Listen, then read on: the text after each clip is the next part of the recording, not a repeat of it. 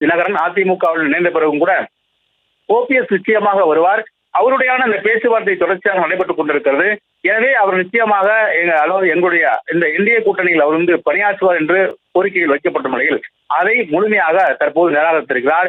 நேற்றைய தினமே ஓபிஎஸ் மற்றும் ஐயப்பன் என இருவருமே நேற்று திமுகவில் தன்னை இணைத்துக் கொள்வதாக தகவல் வந்ததை அடுத்து பல்வேறு தரப்பினரும் இது தொடர்பாக காத்திருந்தார்கள். ஆனால் ஓபிஎஸ் நேற்றைய தினம் வரவில்லை. இரவு முழுக்க செல்போனை சுவிட்ச் ஆஃப் செய்திருந்தார். ஏனென்றால் அந்த அளவுக்கு பல்வேறு தரப்பினரும் அவருக்கு அழுத்தம் கொடுத்து அவர்களை அழைக்க சொன்னதன் காரணமாக இரவு முழுக்க அவருக்கு செல்லை சுவிட்ச் ஆஃப் பண்ணார் என்றும் சொல்லப்படுகிறது. தற்போது அவர் 3 தொகுதிகள் கேட்கப்பட்டதாக சொல்லப்படுகிறது. போடி மற்றும் உசிலம்பட்டி, மேலும் ஒரு தொகுதி தன் மகனுக்கு என 3 தொகுதிகளாக திமுக உறுதிப்படுத்த வேண்டும் என்று சொல்லப்பட்டது. அதன் அடிப்படையில் தான் இன்றைய தினம் அமைச்சர் சேகர் பாபு அவருடன் இந்த பேச்சுவார்த்தை நடத்தினார். அந்த பேச்சுவார்த்தையின் போது அதாவது ஒரு தொகுதி மட்டுமே, போடி மட்டுமே ஓபிஎஸ்க்கு வழங்கப்பட முடியும் என்றும், மீதம் இருக்கக்கூடிய விஷயங்களை நாம் பார்த்துக் கொள்ளலாம். முதல் கட்டமாக கட்சியில் இணைத்துக் கொள்ளுங்கள், தங்கள் ஆதரவாளர்களோடு சேர்ந்து ஓபிஎஸ் தன்னுடைய இணைத்துக் கொள்ளுங்கள்.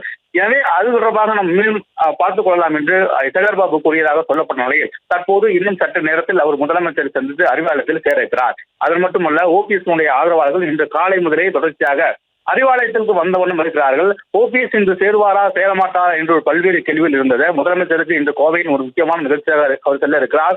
மேற்கு மண்டலத்தினுடைய பாகமோர் கூட்டத்திற்காக 9 மணிக்கு விமான நிலையம் செல்ல வேண்டிய முதலமைச்சர்கள் ஓபிஎஸ் இந்த வருகைக்காக சற்று காலதாமதமாக செல்கிறார்.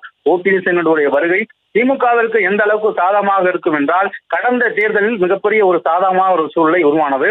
2024 நாடாளுமன்ற தேர்தலில் ஓபிஎஸ் பல இடங்களில் அதிமுக கூட்டணிக்கு எதிராக அவர் பிரச்சாரம் செய்தார். அதிமுக கூட்டணிக்கு எதிராக, குறிப்பாக 10.5க்கு எதிராக அவர் கடுமையாக பிரச்சாரம் தென் மாவட்டங்களில் செய்து ஒரு முக்கியமான காரணமாக பார்க்கப்பட்டது. அது மட்டுமல்ல, சொந்த ஊர் தேனி என்றாலும் ராமநாதபுரத்தில் 3 லட்சம் வாக்குகள் வாங்கி 2ஆம் இடத்தில் வெற்றி பெற்றார். முக்கிய ஒரு தென் மாவட்டங்களை பொறுத்தவரை முக்கிய ஒரு மனிதராகவும் மதிக்கக்கூடிய ஒரு மனிதராகவும் இருந்தார். அது மட்டுமல்ல, அவருக்கு பின்னாலும் ஒரு மிகப்பெரிய கூட்டம் இருக்கிறது என்ற திமுக உணர்ந்ததன் காரணமாகத்தான் ஓபிஎஸ்ஐ தன் வலைக்குள் திமுக கொண்டு வந்திருக்கிறது. அவரோடு சேர்ந்து அவருடைய மகன் ரவீந்திரநாத் அவரும் தற்போது வந்திருக்கிறார். அவருக்கும் இளைஞரணி சார்பில் பொறுப்பு கொடுக்க வேண்டும் என்று ஓபிஎஸ் கோரிக்கை வைத்ததாக சொல்லப்படுகிறது. இளைஞரணியில் தன் மகனுக்கு ஒரு பொறுப்பு கொடுக்க வேண்டும் என்று திமுகவுக்கு கோரிக்கை வைத்ததாக சொல்லப்படுகிறது. அதையும் திமுக சார்பில் நிறைவேற்றப்படும் என்று அவர்களும் அறிவுறுத்தியிருக்கிறார்கள்.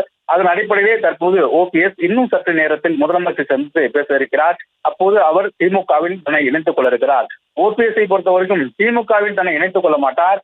ஒரு ஆதரவு அணியாக, திமுகவினுடைய ஆதரவு அணியாக நின்று அவர் உதயசூரியன் நின்று போட்டியிட்டு 3 தொகுதிகளை கேட்டு அவர் போட்டியிடுவார் என்றெல்லாம் கூட தகவல் வந்தது. ஆனால் அது உறுதிப்படுத்தாத தகவல். தற்போது திமுகவிலே தன்னை இணைத்துக் கொள்ள இருக்கிறார். அதிமுகவினுடைய முன்னாள் முதலமைச்சராக இருந்தவர், 3 முறை அதிமுகவினுடைய தலைமை பொறுப்பில் இருந்தவர். அவர் தற்போது திமுகவில் இணைத்துக் கொள்வது அரசியலில் மிக முக்கியமான ஒரு விஷயமாக பார்க்கப்படுகிறது. அதிமுகவை தலைமை தாங்கிய ஒருத்தர், அதிமுகவில் தலையாக இருந்த ஒருத்தர், அவர் தற்போது திமுகவில் தன்னை இணைத்துக் கொள்வது அரசியலில் முக்கியத்துவம் வாய்ந்த விஷயமாக பார்க்கப்படுகிறது. அந்த அளவிற்கு அவர் திமுகவில் தன்னை இணைத்துக் கொள்ள இருக்கிறார். அவர் கேட்ட 3 தொகுதியில் ஒரு தொகுதி, போடி தொகுதி மட்டுமே தற்போது அவர்கள் கொடுக்க இருப்பதாக சொல்லப்படுகிறது. நேற்றைய தினமே அவர் வரப்போகிறார் என்று அறிவாலயம் தயாரான நிலையில் நேற்றைய தினம் பல்வேறு பேச்சுவார்த்தை நடைபெற்றதாக சொல்லப்படுகிறது. நேற்று 1 மணிக்கு அவர் அறிவாலயத்தில் சேர இருப்பதாக சொல்லப்பட்ட நிலையில் தற்போது அவர் சேர்ந்திருக்கிறார். திமுகவில் மிக முக்கியமாக ஒரு பொறுப்பில் அவர் அமர்ந்து சொன்ன எல்லா வாய்ப்புகளுமே இருக்கிறது. தேனி மாவட்டத்தை பொறுத்த வரைக்கும் 2 தொகுதிகள் ஒரு மாவட்டம் என்ற அடிப்படையில் தற்போது அது இருக்கிறது. 2 தொகுதிகளுக்கு ஒரு மாவட்டம் என்ற அடிப்படையில் தம்பம் ராமகிருஷ்ணனும் தற்போது தங்க தமிழ்ச்செல்வனும் 2 மாவட்ட செயலாக தேனியில் இருக்கும் நிலையில் தற்போது அவர்களுடைய, அதாவது ஓபிஎஸ் வருகை ஒட்டுமொத்த தேனியை கட்டுப்படுத்தும் விதமாக அமையும் என்றும் எதிர்பார்க்கப்படுகிறது. தேனி மாவட்டத்தின் முக்கியமான ஒரு முகமாகவும் தென் மாநிலத்தின் ஒரு முக்கியமாக அடையாளமாக இருக்கக்கூடிய ஓபிஎஸ் அவர்கள் தற்போது திமுகவில் இணைய இருப்பது மிகுந்த முக்கியத்துவம் வாய்ந்த இதாக கருதப்படுகிறது. ஏனென்றால் கடந்த 2024 தேர்தலில் மிகப்பெரிய அளவுக்கு பிரச்சாரம் செய்தார். 2021 அதிமுக பெரிய அளவுக்கு தென் மாவட்டங்கள் வெற்றி பெற முடியாமல் போனதற்கு முக்கியமான காரணமும் 10.5 தான் ஒரு முக்கியமான காரணமாக இருந்தது. அதைத்தான் ஆர்பி உதயகுமார், ஓபிஎஸ் போன்றோர் பிரச்சாரத்திலே வெளிப்படையாக கூறினார். இது ஒரு தற்காலிகமான சட்டம் தான். 10.5 என்பது தற்காலிகமான சட்டம் தான். இது எந்த அளவுக்கும் பாதிப்பை ஏற்படுத்தாது என்று சொல்லப்பட்ட நிலையில் அதிமுகவினுடைய மிக வலுவான கோட்டையாக இருக்கக்கூடிய தென் மாவட்டங்களையே இந்த 10.5 உடைத்து எறிவதுதான் என்று சொல்ல வேண்டும். திமுக மதுரை மாவட்டத்தில் மட்டும் 5 தொகுதிகளை வெற்றி பெற்றது. மதுரையை தொடர்ந்து ஏழை இருக்கக்கூடிய சிவகங்கை, ராமநாதபுரம், மற்றும் தேனி, விருதுநகர் உள்ளிட்ட தென் மாவட்டங்களில் பெரிய அளவுக்கு திமுக வெற்றி பெறவில்லை என்றால் கூட சராசரிக்கு மிகாமல் வெற்றி பெற்றதுக்கு முக்கியமாக காரணம் இந்த 10.5 அந்த 10.5 வைத்து தொடர்ச்சியாக நடைபெற்ற அந்த பிரச்சாரங்கள் தான் ஒரு முக்கிய காரணமாக இருந்தது. அதன் அடிப்படையிலே தினகரன் தனியாக நின்று 2021 தேர்தலில் அதிமுகவுக்கு எதிராக பிரச்சாரம் செய்தார். அது திமுகவுக்கு ஒரு வலுவான ஒரு வெற்றியை ஈட்டிருந்தது.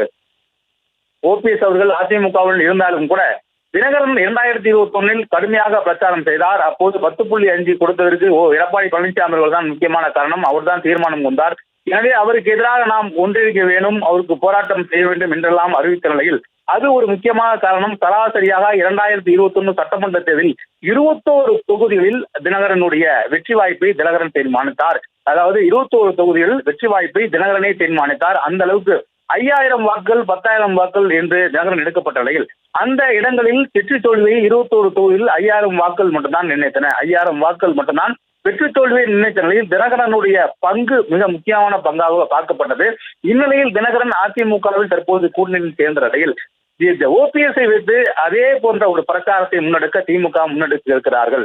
அதே போன்ற 10.5 வைத்து ஒரு பிரச்சாரத்தை முன்னெடுப்பதற்காக அதை கொண்டமர்த்த இருக்கிறார்கள். அதன் அடிப்படையில் தான் இந்த பிரச்சாரம் செய்ய இருக்கிறார் ஓபிஎஸ். ஓபிஎஸ்க்கு கொடுக்கப்பட வேண்டிய அந்த 1 சீட்டோ 2 சீட்டோ திமுகவிற்கு எந்த அளவுக்கு பாதிப்பை ஏற்படுத்தும் என்பதை விட ஓபிஎஸ்ஆல் திமுக எந்த அளவுக்கு பயனடையும் என்றால் நிச்சயமாக இவர்கள் எடப்பாடி பழனிசாமிக்கு எதிராக தென் மாவட்டங்களில் ஓபிஎஸ் பிரச்சாரம் செய்யும் பொழுது அந்த வார்த்தை வேல்யூ மிக்கதாக இருக்கும். அந்த வார்த்தையினுடைய அடர்த்தி மிகுந்த மக்கள் மத்தியிலே கொண்டு போய் சேரக்கூட முக்கியமான காரணமாக இருக்கும்.